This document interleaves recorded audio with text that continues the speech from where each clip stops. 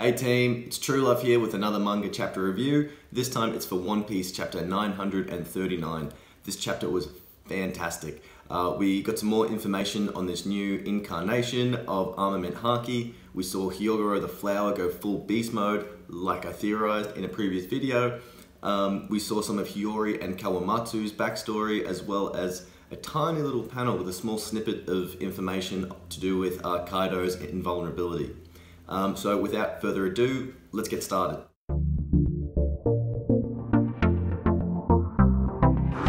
So it's a nice, simple cover story here with Jinbei getting a haircut from a hilarious looking crab.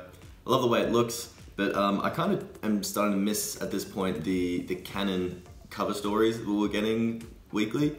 Yeah, I'm really ready for those to come back. We begin the chapter with Hiyori mentioning that she gambled in telling Zoro who she was, and she's so relieved that it all worked out. This and her back and forth nature show that she's a tad unreliable at this point. She asks where the time-traveling samurai are, but also asks after Kiku Nojo. But Kiku didn't travel through time, right, if I remember correctly?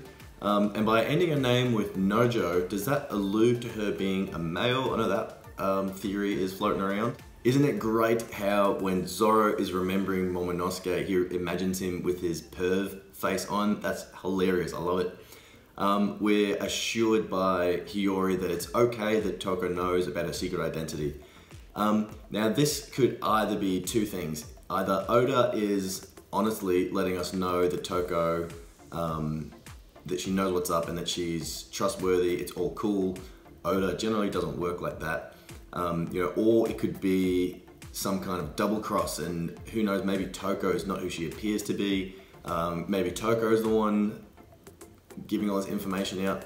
I'm not entirely sold on that because I think if Toko, we can only assume she's known this for a while, so she probably would have dropped, spilled the beans by now.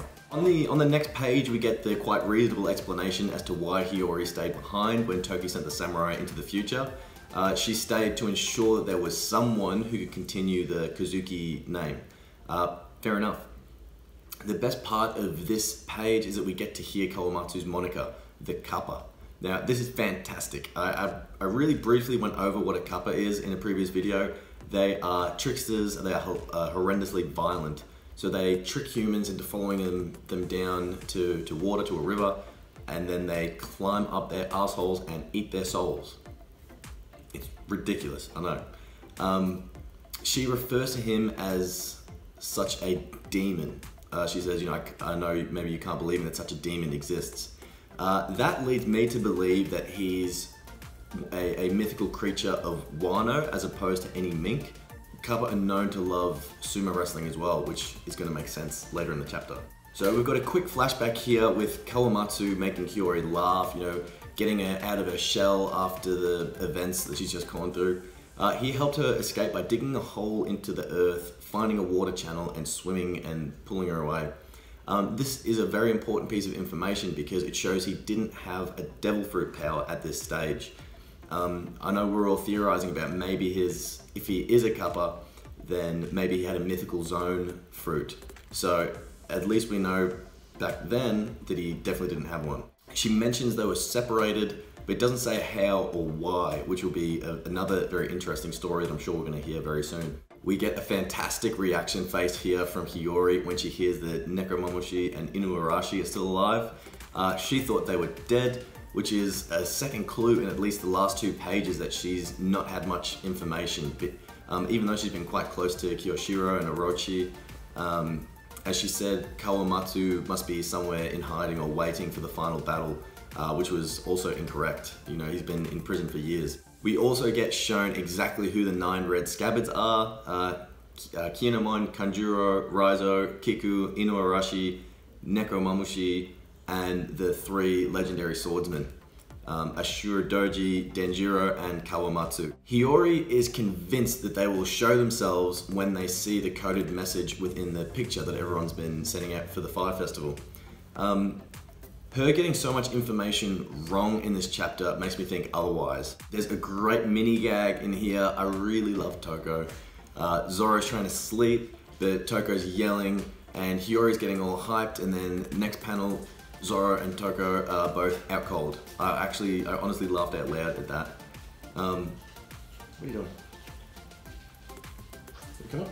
This guy wasn't letting me do the video, he wants some attention. Before his nap, Zoro speaks out of the meeting location for their preparation for the final battle being leaked, which is bad. Now, all the samurai are going to be getting captured and locked up in the same location, which is good, because now the enemies are speeding up the gathering of the samurai by putting them all in one place.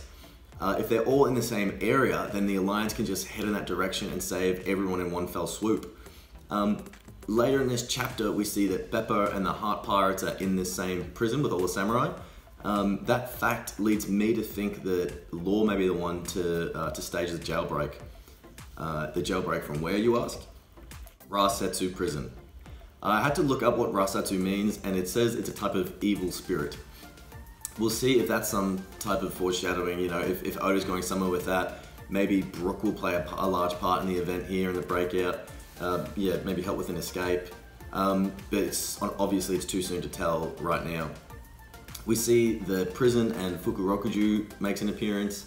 I like him, I can't wait to see what he can do. One thing to note is that he really stresses that there are a lot of samurai. They can't believe how many of you there are. This is great because it means that the Samurai Straw Hat Alliance is surprisingly large. Unfortunately, we get to see Beppo and the boys all beaten up. They look very damaged, so obviously Law is not going to be pleased with that. They also state that they hope no one thinks that they ran their mouths. I'm talking, of course, about the Heart Pirates and Beppo specifically, which must mean that they didn't actually give up any information about the final battle or about the meeting of all the samurai, which puts to bed a theory that Beppo was actually the traitor or where Kaido's team was getting all their information. We get back to Udon Prison where Luffy is still practicing his new haki technique, this time against Alpaca Man and Madillo Man. This page is where Kawamatsu says he wants to sumo wrestle too.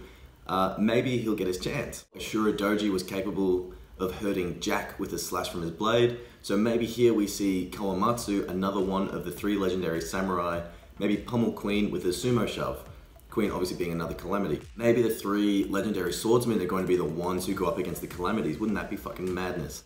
Another little bit of information we get is that Madillo Man mentions that they have sea stone bullets that are made exclusively in Wano.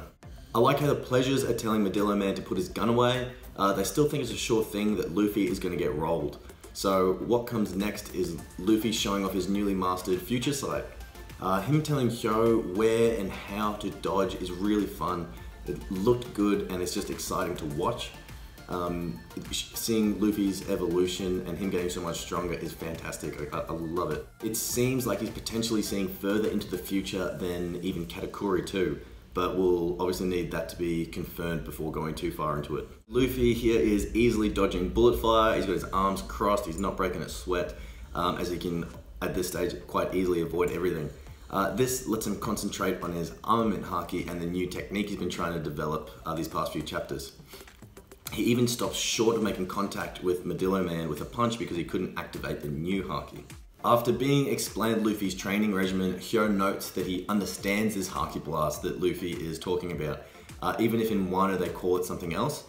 It's confirmed here via an illustrated memory that Sentomaru was indeed using this technique in Subody Archipelago, which also confirms that the admirals were using it, shut up, and that Boa Marigold was using it as well. Hyo goes on to say how the samurai of Wano can use this technique to make their swords strong enough to cut through the thickest steel or dull enough to not cut through the thinnest paper. We all remember Zoro's epic fight against Mr. One in Alabasta. Did we just get word that Zoro was using haki against Mr. One all the way back then? I just want to take a moment to appreciate Oda's talent at foreshadowing. We've seen these open palmed hand signals from so long ago. We've heard Zoro's comments about cutting steel even further back. I tried to find Zoro's flashback chapters because I swear I can remember his sensei, Korshiro, saying something or not being able to cut paper. But the only thing I could find was in chapter 5 and with a little Kuina backstory. This could very likely be alluding to how Kyoshiro got away with pretending to kill Komurasaki too. He let his blade be just sharp enough to draw blood for the whole spectacle, but was not deep enough to cause proper harm. Old Man Hyo says he learnt this special technique from a sword master, and the word sword master is in bold. Is this telling us that we're going to find out about this sword master later?